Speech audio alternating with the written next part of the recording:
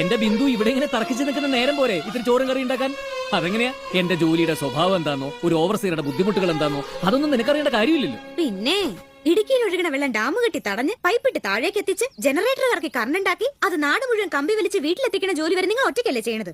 എന്റെ സുഗുണേട്ടാ, എല്ലാവർക്കും പണികളുണ്ട്. വെളിച്ചാകുമ്പോ മുതൽ അന്തിയാവണ വരെ ഞാൻ ഇവിടെ കിടന്ന് വലിക്കണത് നിങ്ങൾ ആരെങ്കിലും കാണുന്നുണ്ടോ? അവിടെ ഇടയ്ക്കിടയ്ക്ക് നീ ഇത് പറയുന്നുണ്ടല്ലോ. നിനക്ക് എന്താടി ഇവിടെ അത്ര വലിയ ജോലി? ഏയ് ഒന്നുമില്ലാലോ. രാവിലെ എഴുന്നേറ്റ് അടുക്കള ചെന്ന് കുക്കറിനോട് പറഞ്ഞാ മതിയല്ലോ, കുക്കറെ ഇന്ന് 3 പേർക്ക് ചോറ് വേണം കേട്ടോ. അത് കേട്ട ഉടനെ കുക്കർ എടുത്ത് വെള്ളം ഒഴിച്ച് അരിയിട്ട് വേവിച്ച് പാകാവുമ്പോ എന്നെ നോക്കി ഇങ്ങനെ കൂ കൂ എന്ന് വിളിക്കൂലോ. അങ്ങനെ ഒരുപാട് കൂവണ്ട. ഈ വീട്ടിലെ ഈ ഇട്ടാവട്ടത്തിലുള്ള പണിയല്ലേ നിനക്കുള്ളൂ. ഒരു ദിവസം ഈ വീടിനകത്തെ പണി മുഴുവൻ ചെയ്ത് നോക്ക്, അപ്പൊ കാണാം. എന്തിനു ഒരു ദിവസം ആക്കുന്നത്? 365 ദിവസം ഇവിടുത്തെ പണി മുഴുവൻ ഞാൻ നോക്കാം. പകരം നീ പുറത്തു പോയിട്ട് ഞമ്മിനുള്ള വക സമ്പാദിച്ചു കൊണ്ടുവരുവോ? എന്തേ ഉത്തരം മുട്ടിപ്പോയോ? ഈ ഷർട്ടും പാൻറ്റും നോക്കി ചുളിവ് മാറിയിട്ട് നോക്ക്.